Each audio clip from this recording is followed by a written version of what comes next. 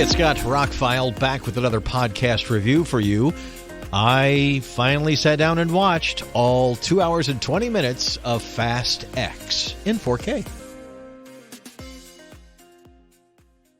I'll start by saying I'm not the biggest fan of the Fast and Furious movies, but I do own them all. Kind of a completist that way. I liked the original when it was out. I thought 2 and 3 were okay, 4 was mediocre, and once they hit 5, they became a whole different ballgame. They became basically Mission Impossible movies with cars, action movies that had no connection to the original movies except for these characters that keep coming back and back and back. Fast X has everything you love and everything you hate about a Fast and the Furious movies. You have to get through, the first 20 minutes of the family stuff and Rita Moreno now playing the matriarch of the family and them having a big outdoor meal and toasting and doing all that stuff that they do every movie. They could have left that out. I mean, it's fine. I guess you got to... Anyway. And they pretty much brought back every actor who's not dead, and even a couple that were, back into this movie. I mean, the cast list alone. No wonder it cost $340 million to make. It is the 8th most expensive film ever made. I would think if we're spending that kind of money, we should get at least big return or make a fantastic movie.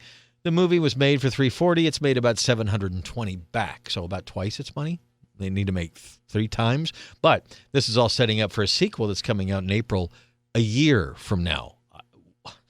Didn't they film this like at the same time? We're not getting it until April of 2025. That's how long we have to wait.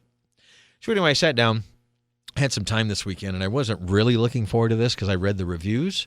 And I have seen all the other movies. I was pretty much done with the whole series after the last one. When they went to space, that kind of broke it for me, and a few other things. It's just, they're trying to serve too many masters in these movies, and they need to get them back down into something controllable. And they didn't on this one, but it was better than the last one, I would say. Probably the last couple. The long and the short of it is, if you've watched all the Fast and Furious movies, watch this one. Don't let it hold you back. If you're not a fan, this one's not going to change your mind in any way, shape, or form. First, we'll go over some of the good. The good? Jason freaking Momoa. He goes over the top. He is just chewing scenery like the best actors of all time and having a blast. Whether or not he knew he was in the same movie with everybody else, I don't know, but he's having a blast with the role. It is fun watching this 2 hour and 20-minute movie just to watch him have fun. He is literally having fun.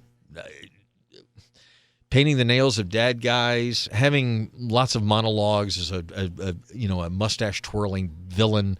But here's the problem. And I mentioned this on 2 podcasts recently, and here's my third. This is the third big-budget Hollywood movie that came out in 2023 that had the same MacGuffin. We have to go back in time and invent a villain. Somebody who's been there since the beginning, but we never saw until now. They literally go back to the scene where Dominic Toretto and Paul Walker's character pull the safe, out of the building and drive it down the road. They go back to that movie and back to that scene and insert Jason Momoa walking out. And then later in the movie, they insert yet another character in. These guys have supposed to have been around the whole time of the Fast and Furious series, and we've never seen them before. And they have this vendetta to kill everybody and screw up everybody's lives. But again, we haven't seen them before. Indiana Jones did the same thing, went back and had to introduce some bad guys. And Mission Impossible 7, Mission Impossible Dead Reckoning Part 1, went back and had to introduce Isai Morales from the very beginning of the story. And he's been around the whole time. This is getting a little ridiculous, Hollywood.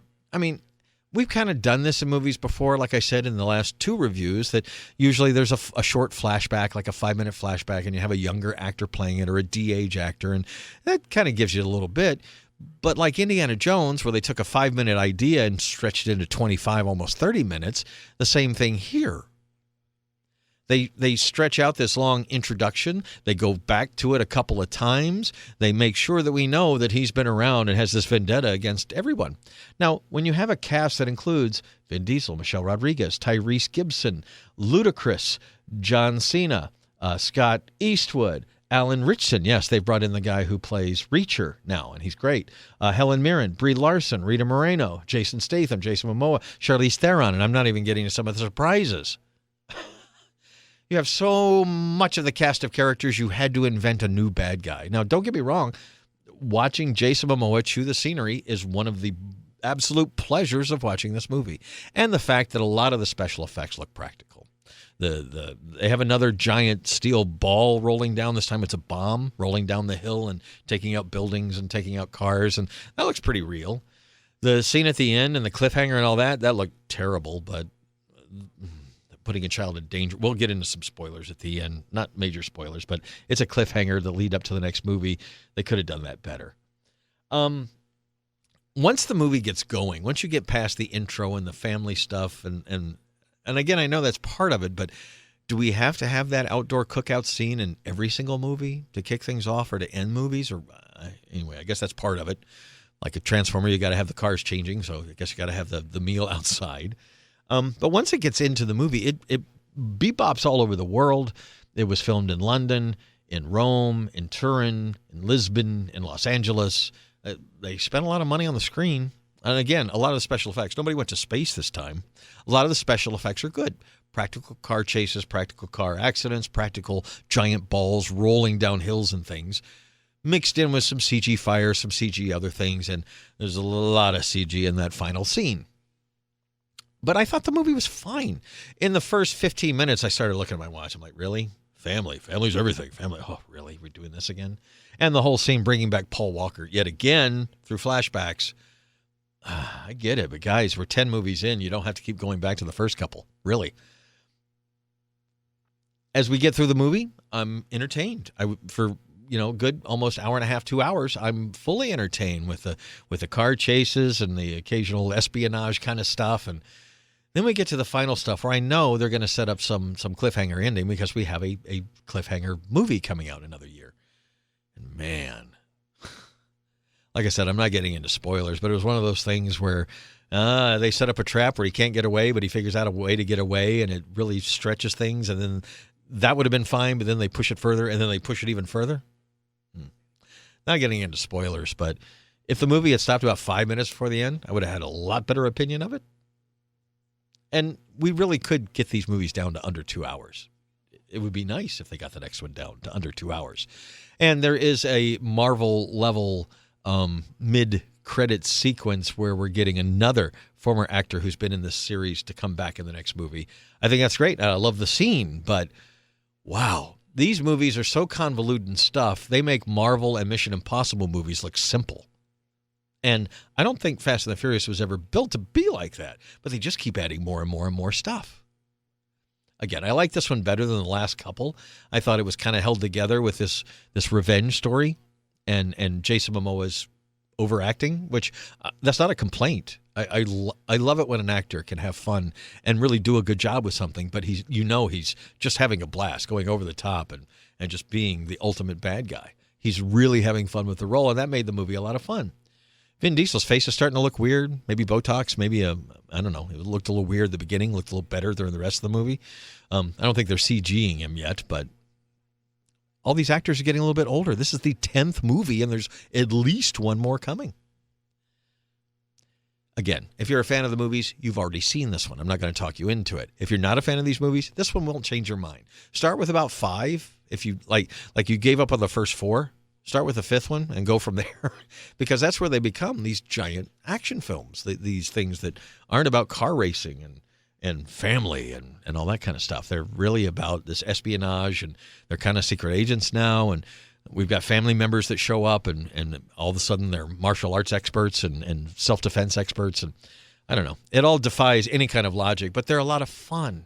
And this one goes back to the fun that we got in the earlier movies. I still think we could use some trimming, but all in all, I got to give Fast X a decent thumbs almost up. If you're a fan of the films, this is a decent one. Again, I would have liked a little bit different, but I am not the super, it's like reviewing a Transformer movies. I can say that I enjoyed the film, but I'm not the biggest Transformer fan. I'm not the biggest Fast and the Furious fan. I am going to go back and watch the original movie in 4K. I've never rewatched the first movie in a long, long, long time. Going back to its roots, I think. I got a nice special edition a year or two ago and just haven't watched it. But been keeping up. Watched the 9th one. Wasn't going to pick up the 10th one, but it was on sale during Cyber Monday, and I got the 10th one. And you know what? It's not bad. I would watch that one again, actually. Probably fast forward to the beginning part and stop before the end. But other than that. So to get into a little bit of spoilers, thank you for listening to this this review. My links are below. A lot more podcasts are on the way. I had some time to watch some movies. I think Werewolves Within will be my next one. Anyway, so a little bit of spoiler talk in 3, 2, and 1. At the end of the movie, Dominic's car is on this giant dam, and there are 2 tanker trucks on either side of the dam, and they're going to start coming together, and they're going to smash together, and it's going to blow up the whole dam, right? So Dominic says, "Ha, you didn't think about this," and jumps his car off the dam. And it goes riding down the dam, barely ahead of the flaming explosions of the fire that's running down, and the gasoline and everything from those trucks is running down the front of the dam. And it gets all the way to the bottom, and it kind of jumps off and lands in the water. And when everything was going crazy up right before that, they did this CG where they made his son jump out of one car and into another. Now, it's one thing to watch a stuntman or Vin Diesel or Keanu Reeves jump from one car to another, but I'm watching a small child do that. It just felt wrong. It just didn't, he gives a little speech. You need to pick your right time and you got to fly, is something he taught the kid when he was teaching him how to drive earlier in the movie. Again, too young to drive. And now he's doing this life or death jump out of one car into another kind of thing. And it was just like, all right, that kind of took me out of things. That was really no need. And how come nobody's complaining about child endangerment and everything? I guess because it looks so CG. Maybe nobody complained about that. Oh, I wanted to say something about the director. You got the same writers who have worked on the last few movies, but Louis Leterrier, I think that's how you pronounce his name, he's directed a few decent action movies. He directed like one of the Transporter movies. He directed the Hulk movie that wasn't so bad. He's done quite a few things, and I think he's a decent action director. There were some great beats in this movie, and there were some great things that happened, and there were some of the best things that happened in the Fast and the Furious franchise. I think probably like in Marvel movies and in other franchises, the director probably has to stay within a certain amount of rules or whatever to make the movie that the producers want to see. But I thought he did a decent job, and as an action director who I've seen almost everything he's ever put out, this was not bad. That's a lot to juggle. A lot of characters, a lot of action, a lot of money. A $340 million budgeted film is not small potatoes. So kudos to the director. So the ending was okay. And then we have this cliffhanger ending because they survived that, right? And they're standing down there. Well, then Jason Momoa blows up the dam. And as the bombs explode, it cuts away to something else. Also, the team was on a plane that just crashed about a minute before. So you're left on this cliffhanger ending where you don't know if anybody's going to survive. And then we get a mid-credit scene with an actor who's been in the movies before, who's now Jason Momoa is coming for him. And the guy says, "I'm not hard to find," which you could probably guess who it is. I like John Cena in this. He came back and did a few things. I like some of the other characters. Brie Larson felt like, I don't know, that she was in a different movie. She's got some scenes with the guy who plays Reacher. And I don't know, they didn't really come together for me. I thought they were okay. We just kind of introduced to this new character, and he's a bad guy, then he's a good guy, then he's a bad guy, then he's a good guy you don't really know. And again, these movies are way more convoluted and more just stuffed full of stuff they don't need to be stuffed in, but I guess that's what the fans like. This movie made $714 million. Somebody liked it around the world. And we are getting an 11th one. So it'll be interesting to see how they wrap this up. Hopefully it's the last one. I am fine with any series continuing to go as long as it's still good. We're 7 Mission Impossible movies, and they've gotten better since the 3rd one. So keep making Mission Impossible movies. I'm fine. With Fast and the Furious, they're having a hard time. They're having to come up with some pretty crazy things to keep this going. And I don't know, maybe make smaller movies. Maybe not have every single cast member that's been in every single movie, and invent some bad guys and stuff. And because it's just there's too much going on. Again, that's part of the entertaining, cutting back and forth and keeping an action going. But again, Jordana Brewster is back, and basically she's a babysitter who can kick some ass. And that was her big scene or two. Everybody gets a couple of big scenes, and that's it. Even Vin Diesel, who's the star, gets a couple of big scenes. And there's so many people in this movie, so many plot lines, and so many things going on. I don't know. I think we saw Jason Momoa more than any of the regular characters, and that I didn't mind because he was so fantastic in the role. So crazy over the top, but a blast to watch. So Fast X. It's another Fast and the Furious movie. If you're a fan, you've already seen it. If you're not a fan, it's not going to change your mind. If you're in the middle, this one's better than the last one. So there you go. Scott, I'm ROCKFILE. I did my wrap-up before, so have a spectacular day, and thanks for listening.